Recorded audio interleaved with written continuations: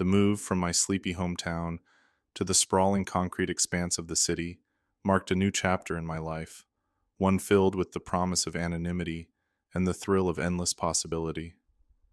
The apartment I found was modest, a cramped space sandwiched between similarly nondescript units in a building that had seen better days.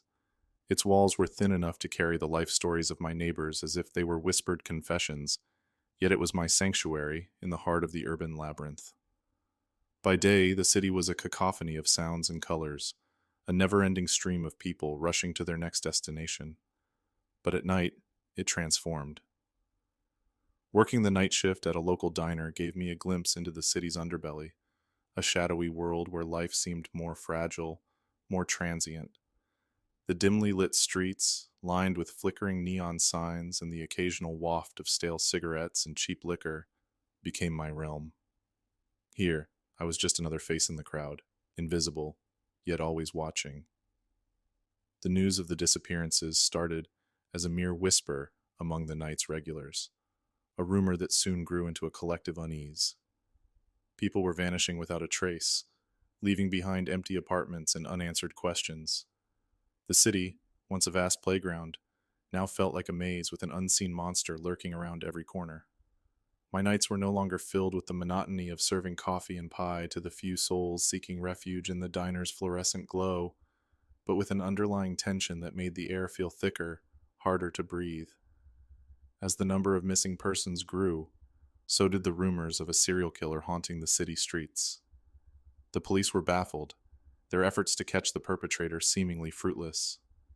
The city was on edge, its citizens casting suspicious glances at unfamiliar faces, and I, despite my own fears, found myself drawn to the mystery. I spent my walks home scanning the alleys and shadows, half expecting to stumble upon a clue that would lead to the killer's capture. But with each passing day, the city seemed to grow darker, its streets more sinister. I began to notice the small, unsettling details that I'd previously overlooked. The way the shadows seemed to move just beyond the corner of my eye, the fleeting glimpses of figures disappearing into the night, and the strange, almost imperceptible changes in the demeanor of those around me. It was as if the city itself was changing, morphing into a labyrinth designed to trap the unwary. My small apartment became my refuge and my prison. The nights grew longer, filled with restless sleep and haunting dreams of faceless figures and screams that echoed off unseen walls. I found myself growing more isolated, my interactions with others tinged with a paranoia I couldn't shake. The city, with its towering buildings and endless streets, felt like a giant puzzle, its pieces slowly moving to trap me in its design. As the disappearances continued, my life became a cycle of work, sleep, and the growing obsession with the mystery that enveloped the city. I could feel the darkness seeping into my bones, a cold realization that something was terribly wrong. The city's atmosphere had shifted, the weight of the unsolved disappearances casting long shadows over the streets I once roamed with anonymity. My job at the diner became a nightly ritual of observing the eclectic mix of patrons who sought solace in the dimly lit corner of the world I inhabited. Their faces, etched with lines of worry and sleepless nights, mirrored my own growing apprehension. The city's vibrant heartbeat had turned erratic, pulsing with a fear of the unknown, of the darkness that seemed to engulf us all. I found myself drawn to the stories whispered across the diner's worn-out booths and counters. Each person had a theory, a suspect, a tale of a close call in the dead of night. The city had transformed into a vast stage for a macabre play, with each of us unwitting actors waiting for our cue. My fascination with these tales grew into an obsession, the need to understand, to uncover the truth behind the veil of shadows that had descended upon us. The nights grew colder, the darkness more oppressive. I began taking long, aimless walks after my shifts, my path illuminated only by the sporadic streetlights that fought against the engulfing blackness. The city's architecture, once a testament to human ingenuity and ambition, now seemed to loom over me, a maze designed to confuse and disorient. Every alley whispered secrets. Every shadow seemed to move with a life of its own. It was on one of these nocturnal wanderings that I encountered the aftermath of the unseen horror that stalked the city. The alley was like any other, a narrow passage between towering buildings, forgotten by time and people alike. But the sight that greeted me was one of pure terror, a canvas of crimson spread across the cold concrete, the remnants of a life violently snuffed out. The police sirens wailed in the distance, a lament for the lost, and a stark reminder of our vulnerability. This visceral encounter with the killer's work shook me to my core. The reality of the situation, previously an abstract fear, became a tangible presence in my life. The diner's patrons spoke less, their whispered conversations replaced by solemn silence. The city felt like it was holding its breath, waiting for the nightmare to end.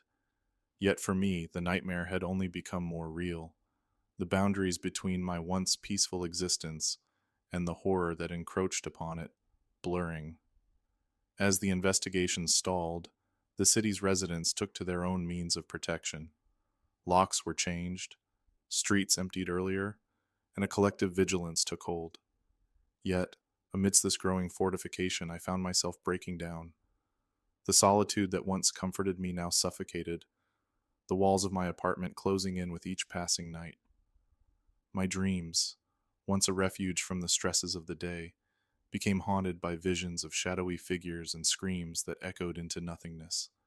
In this state of isolation and fear, I began to question everything. My own sanity frayed at the edges as the line between reality and nightmare blurred. The darkness was no longer just outside my window, but inside me, a creeping doubt that filled my every thought. I wondered about the nature of the beast that hunted in the shadows, its motivations, its origins. As autumn bled into winter, the city's fear reached a fever pitch. The killer, a specter haunting our every step, remained elusive, a shadow among shadows.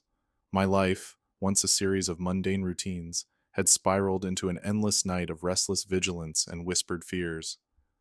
The faces of the missing haunted my dreams, their eyes pleading for justice from beyond the grave. The diner, once a haven of warmth and light, became a gathering place for the weary and the frightened, a beacon flickering in the darkness. The police were no closer to catching the killer, their efforts hampered by the sheer scale of the city and the cunning of an adversary who seemed to vanish into thin air. Rumors swirled of a darkness at the heart of the city, a malevolence that had taken root in the concrete and steel. I found myself consumed by the mystery, my every waking moment dedicated to piecing together the puzzle that had become my life. My solitary walks turned into hunts, each step driven by a desperation to find answers, to stop the cycle of violence that had ensnared us all. It was during one of these nocturnal excursions that I experienced a moment of chilling clarity. Standing beneath the harsh glow of a street lamp, the city sprawled before me like a monstrous labyrinth. I realized that I was no longer searching for the killer. I was searching for myself, for the part of me that had become lost in the shadows. The realization hit me like a physical blow, leaving me gasping for breath in the cold night air. The darkness was not around me. It was within me, a part of my very being. This epiphany marked the beginning of my unraveling. The boundaries between my two selves, the diligent worker, the concerned citizen, and the darkness that lurked within began to blur. I found myself standing in places with no memory of how I had arrived, waking from dreams that felt more real than my waking life. The whispers of the city became voices in my head, urging me on, driving me deeper into the abyss. My apartment, once a place of solace, became a prison. The walls seemed to whisper secrets in the dead of night, secrets that I knew were meant for me and me alone. The faces of the missing stared back at me from the pages of the newspaper, their eyes accusing, their silence a weight upon my soul. I began to avoid the mirror, fearful of the stranger who stared back at me with eyes full of secrets and shadows. As the winter deepened, so too did my descent into madness. The city, with its endless streets and faceless crowds, became a reflection of my fractured mind. I roamed the streets like a ghost, a specter of the man I once was, driven by forces I could neither understand nor control. The line between hunter and hunted blurred until I could no longer distinguish one from the other. In the depths of my despair, a voice began to whisper, a thread of darkness weaving its way through my thoughts. It spoke of secrets hidden, of truths too terrible to bear. It promised answers, but at a cost I was not sure I was willing to pay. Yet, as the city held its breath and the shadows grew longer, I knew that the time for choices had passed. The truth, as it always does, would find its way into the light, dragging me with it into the cold embrace of reality. The winter's chill had seeped into the very bones of the city, a constant reminder of the darkness that lingered just out of sight. My nights were no longer marked by the passage of time, but by the slow descent into a reality I could no longer deny. The city, with its towering structures and endless mazes of streets, had become a mirror reflecting the turmoil within me. The truth, once shrouded in layers of darkness, began to claw its way to the surface, a beast born of my own making. The whispers that had once tormented me now screamed for attention, a cacophony of voices that drowned out all else. I could no longer ignore the pull, the inexorable draw towards the heart of the mystery that had consumed my every waking moment. It was in this state of heightened desperation that the final pieces began to fall into place, each revelation more horrifying than the last. The faces of the missing, the tales of horror that had become the city's whispered lullabies, were not the work of an unknown entity. The monster that had stalked the streets, a shadow among shadows, was closer than I could have ever imagined. The realization hit me with the force of a tempest, stripping away the veneer of sanity that I had clung to so desperately. Memories, once locked away in the darkest recesses of my mind, surged forth, a torrent of blood and screams, of lives cut tragically short by my own hand. I remembered the night it all began, the night my world had shattered beyond repair. The faces of my family, twisted in terror and betrayal, haunted my every step, a reminder of the unforgivable sin I had committed. In a moment of madness, a fracture in the psyche that had defined my existence, I had extinguished the light of my own world. Fleeing from the horror of my actions, I had sought refuge in the anonymity of the city, a place where I could lose myself among the faceless masses.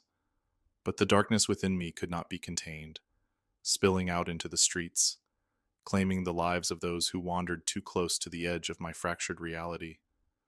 The serial killer that the city feared, the monster that lurked in the shadows, was me. My hands, though they trembled with the weight of my sins, were irrevocably stained with the blood of the innocent. In the depths of despair, a clarity emerged from the chaos. The duality of my existence, the man and the monster, could no longer coexist. The city, a silent witness to my unraveling, stood watch as I faced the final act of this tragic play. The choice was mine alone, a path that led to redemption or damnation. As I stand now, on the brink of eternity, the city stretches out before me, a labyrinth of light and shadow. I've accepted the monster within, the darkness that defines my existence. In this moment of lucid despair, I find a twisted solace. The journey has ended, the cycle broken. I am the shadow in the concrete jungle, a ghost of the man I once was, drifting towards an end that has been written in the stars since that fateful night. And so, in the silence of the night, I make my peace with the darkness. The city, my final confessor, bears witness to the truth of my existence. I am the killer that walked among you, a specter of death cloaked in the guise of a man. My story ends here, in the shadows of the concrete jungle, a tale of madness and sorrow lost in the endless night.